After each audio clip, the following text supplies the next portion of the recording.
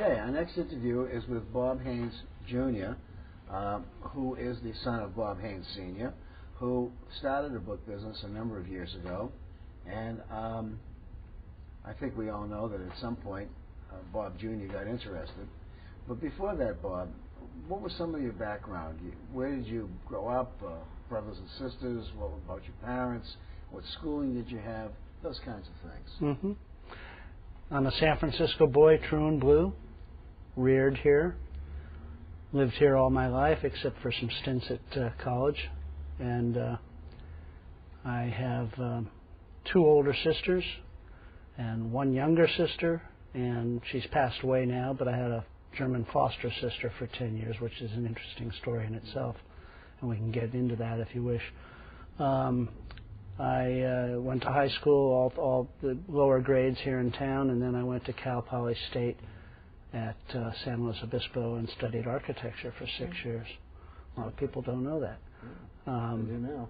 Yeah, and got married near the end of that, and decided, well, maybe I better do something other than drafting for the rest of my life. Yeah. So I asked my dad if I could come into his business. And he said okay. And he said okay, sure. Yeah. How long after you went into the business did he pass away? Quite a while, but he got ill with some strokes about 2 years after I joined him, and just after we moved the shop from way downtown up to Sutter Street, where it's now located. So it's about 2 years he got ill, and then he passed away some years later. Okay, talk a little bit about your shop, the kinds of things you deal in, where you're located, and who you've got working with you. Well, working with me is my daughter, Angela, and my son, Aaron. That's great. Aaron went to some college but didn't finish, and he's now going back to school, interestingly, and I think it's great. Yeah. Angela graduated from UC Santa Cruz, and then, like I did with my dad, asked me if she could come into the business. And what do you say? He said, sure. Yes. And she's been with me over 10 years now, yeah. And Aaron too, for that matter. Although Are they going to be the heir apparent? You know what, Michael? Everybody asks me that, and I just say I don't know, and I don't push. Yeah, so right. what happens will happen. I never believed in pushing kids to one way or another. We handle California and Western Americana with an emphasis on California, and that would include everything from Antarctic to Arctic to Hawaii. And I have beyond our specialties, I have a pretty general stock in different areas, including Civil War, literature, mountaineering, art, of course, got lots of art books. Yeah. Grab ones. Pardon me? Grab ones. Oh, yeah, press books, mostly local. California presses, yeah. Presses. Yeah. And, 6 days a week, 9 to 5, and then Saturdays 10:30 to 4. It used to be Saturdays 9 to 4, but I'm getting older. Can't get up that early anymore. Yeah, huh? no, it's hard. Talk a little bit about your experiences with computers and the internet. I was one of the earliest people with computers in the book business. I remember we used to take the kids when they were young to Camp Mather, which is a camp up in the Sierra for San Francisco residents. As long as you live here, you can go there. And that was a lot of fun. And I remember taking about 20 PC magazines with me one year and just sitting there for days on end at the beach trying to figure out what computers were. And I finally got it. And so I was one of the earliest to use a computer in this type of business. I remember learning DOS for PCs. Yeah. And in terms of the internet, like most people, we use it, and we are listed on about 4 or 5 or 6 book-selling sites with a lot of our stock. Do you have all of your stock on the internet, or do you keep some stuff off? There's much that is off, but not on purpose. It's just a time-consuming project, and we haven't been able to put everything on. Is your daughter the main data entry person? No, actually, Aaron is the main data entry Really? person. Yeah, and he does all the packing and shipping too. I like packing. Yeah, well, I used to. I think it's therapeutic. But Angela's my right arm. She sits in the back at her desk in her little space and does all the bookkeeping. We use QuickBooks for that. Very powerful, nice program. And she handles all the business side of things for me. Well, that's great. You know, you can be classified as like a dying breed. If you look around, how many open shops are there in America these days? They keep on closing and closing and closing. Well, that's what they keep telling me, and you can see it. Anybody can see that's happening. And a lot of colleagues are, of course, preferring upstairs office suites, that kind of thing. Probably because they don't get the weirdos in, and I tend to, but that's all right. It's part of the fun. You like that? I do, actually. Well, when you have a storefront right on a main drag, I'm sure that you have a certain amount of foot traffic. Yeah, but not as much as I'd hope. Really? Yeah. Especially with the economy crash since '08. The economy, talk a little bit about how that's affected you. Oh, it certainly affected. '08 and '09 were very difficult, and quite frankly, I had to cut into my retirement fund a little bit just to keep up. To keep up, and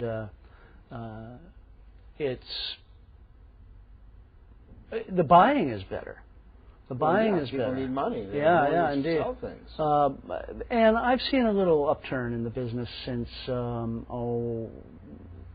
October of last year. What percentage of your business, just in general, is with privates, with dealers, and with institutions? Other dealers are, I don't know the percentage numbers, but in terms of priority, we do a good deal of selling to institutions, and pretty much the ones everybody knows, and just got a heck of an order from the Chinese University of Hong Kong for the first time. That was great. But we do institutions, and we do a lot of private people, and the dealer sales are good, but on the lower rung of the ladder. Okay. Where's my next question? Other than your dad, talk about some of the people who were influences to you or mentors to you when you first started in the trade. Oh, David Mcgee, for one. That's a name that comes up a lot. Well, David and my father were good buds. Yeah. And I remember as a little boy, David and his wife over for dinner, and David would tip it a little too much during dinner, so eventually my parents got a daybed in the dining room. And David would take his nap, and I remember this clearly, and then my parents and Dorothy his wife would go into the living room and party or whatever they were doing, and David would eventually wake up and join the crowd. And there was Giovanni Scapazzi was one of the early dealers I really liked, and he was so nice to me. He was a nice person. Yeah, and so it really makes a difference. They're not really mentors, but somebody you look up to and want to be like. Yeah, they have an influence on you as a bookseller and as a person as well. Absolutely. And then, beyond dealers, the stars that would come through. I mean, we're talking about Red Skelton. I knew him real well as a customer. Well, my dad's customer, but I got to know him pretty well. Nice, sweet man. Was he funny? No, he was just real sweet. He was a nice man. He wasn't funny in your shop. Not funny like that. He was just a real sweet guy. He bumped into somebody, oh, I'm sorry, and shake their hand. And he just, that persona he gave on the TV of being a sweet, nice person was the way it was. Yeah. And Vincent Price was all these guys used to come in when my dad was in business. Not so much anymore, of course. They're gone. No, they're not around anymore. Yeah. But it's still fun to think about who they were. Mm-hmm. And let's see, what is the next question we're going to ask to you? Since the Internet came into existence, what aspects of the book business have dramatically changed? Well, obviously, with the Internet, people are able to find what they're looking for, assuming it's a relatively common book, much easier. So what that's done for us, or made us do, actually, our reaction is to only go for the best copies. and I pride myself on that. I try to get the best copies of whatever I'm attempting to sell. And that's, to me, that's the edge. If there's 30 copies at $200 and I've got the best one, mine might be $225 or $250, but the people who know me can count on it being the best copy. Right, they know your condition. Yeah, and beyond that, since it is easier on the internet for people to get stuff, it's I think generally it's making dealers be a little more picky, not only in terms of condition, but in terms of what they're buying. Do you do much buying on the internet? No. I do some. Some. Not a lot at all. But you do sell on the internet? Oh, yeah. We're with 5 or 6 of the services. And how many items do you have on? Not a great deal. I think we have 2,000 or 3,000. Well, that's a substantial number. Well, considering the kind of material you have. Yeah, but, I don't put a lot of my California stuff on. Really? Yeah, it's all the other stuff. The other stuff that used to sit and wait for somebody to come in now moves. Yeah, because you have an audience you couldn't reach any other I'm way. reaching millions of people I never would have reached. That's the amazing part about it. Mm-hmm. It's just fantastic. Talk a little bit to me about some of the booksellers, the great booksellers of this day and age, and some of the rising stars you see. Oh, goodness. That's hard, Michael. There are so many of them. Well, we're rising stars, aren't we? Well, we were. Yeah, there's a lot of younger dealers who are very sharp, and I can't rattle their names off right now. But you see them as being a bulwark in the future. I do, and there's one fellow I met just the other month, John Howell. For books is the way he labels himself. Yeah, he was a student of mine at the Denver seminar. Oh, was he? And I said to him, with that name, you better be good. Yeah. No relation, however. But no. But he's a sharp guy. Yeah, he's a comer. Yeah. He is. And there are many other people like that. Yeah. There used to be a time when booksellers would descend on San Francisco like locusts on a plague, and those days seem to have been gone. Do you get, outside of book fair time, do you get dealers coming through like you used to? Good question. Probably not outside of book fair time. Although, during any kind of function, whether it be a San Francisco smaller fair like Larson provides, right, or this ABAA show, of course, all the Europeans and Brits come in. And now, also, I think, correct me if I'm wrong, you were honored bookseller at the Sacramento Book Fair? No. At the Gold Rush Book Fair? No. I've been asked early on by John Hardy, who ran that show, to be the honored bookseller, but I just declined. I'm not into that. Okay. Yeah. So I know that you have exhibited there once or twice. Oh, I exhibited many times. Yeah. Pasadena is a fun show. It's very well run by the Bustamante people, and it gets me away for 4 days, and I have a great time. Do you know that that's where the ABAA LA Fair is going to be? I knew that.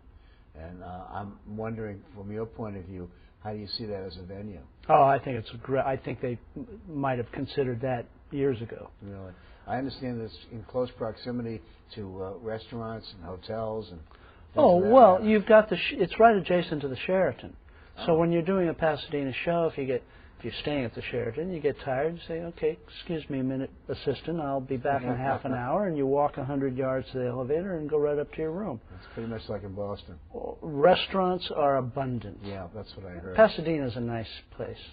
I was talking to Nat Demarais, and he told me that he is going to be taking over, or has already taken over Michael Sharp Books, and is applying for membership under his own name.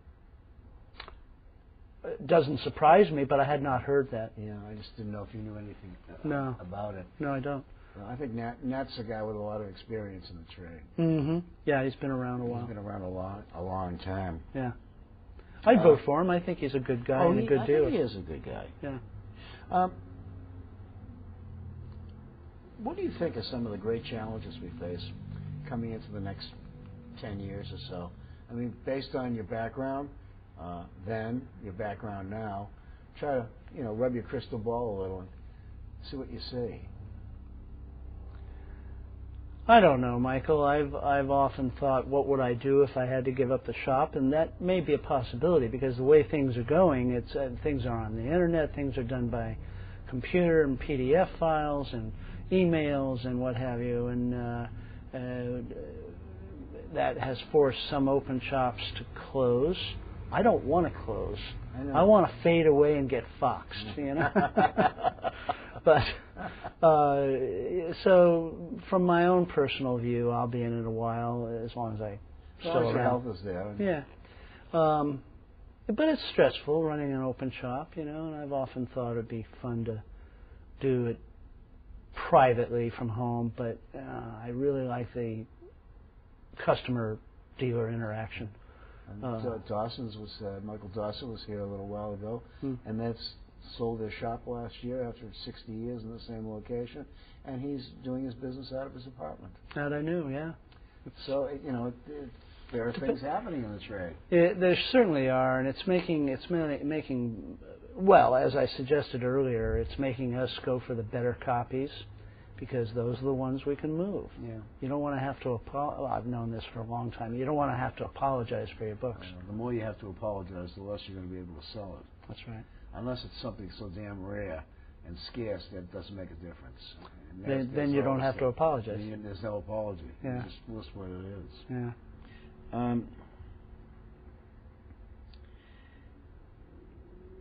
But other than that, what do you think? Is our economic situation going to change? What is that going to do to the book trade if it continues for another 3 or 4 years like this? These are valid questions that one has to ask. And these are struggling times. I'm not sure how it's going to play out. I'm hoping and I'm seeing a little bit of it. I'm hoping the economy will start getting better.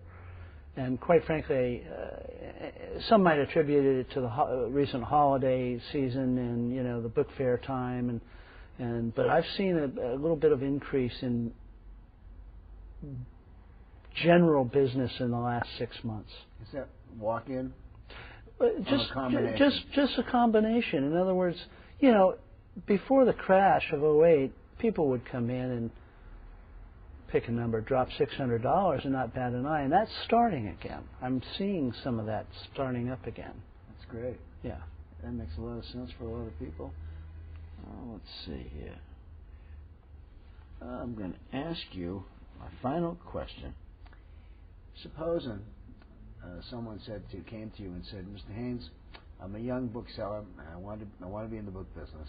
What's your advice? Mm-hmm. What would you tell that person? Build your customer base. That would be your main thrust. I remember when I took over from my dad, Michael. Yeah. I really worked on the customer list because he had one, but people were dying off. Yeah. He never revised it, did he? No, and I went in and got every Westerner's corral list, and for those that don't know, the Westerners is a group of people interested in Western Americana. All over the world. All over the world. And I really worked on it, and I think that's important. So many people, well, I won't mention names, but there's a major California collector about 10 years ago decided he was finished collecting and decided he'd become a dealer. Well, he did a couple of book fairs, and that was the end of that. Yeah. You just can't. If you're starting out fresh, you want to learn as much as you can, as quickly as you can, obviously, but you want to get any kind of names to put in your database. I think that's critical. Well, lots of dealers have recommended apprentices. Because if you're a young bookseller, apprentice with someone who's already established. Learn the trade through somebody else. Well, that's an excellent idea. I wish my dad had been around a little longer, excuse me, in the business before he got ill. Would have been great. I would have learned a lot more. I remember, just as an aside, I got a letter after the fact when I was by myself for about a year after my dad left, and all of a sudden I got a letter from the tax people saying, you haven't paid your sales tax. And I go, oh, really? It was a real learning procedure. That's one of the things he could care less about. Yeah, and so I would, being thrust into the business when he got ill, even though I'd been there a few years, you don't learn much in 2 years. No. I was forced into learning stuff that I never thought I'd have to know, and it was great. I mean, because you do have to know. Because you do have to know. Yeah. Well, thanks very much. Sure. Enjoyed the interview. Thanks for participating. Thank you. Appreciate it.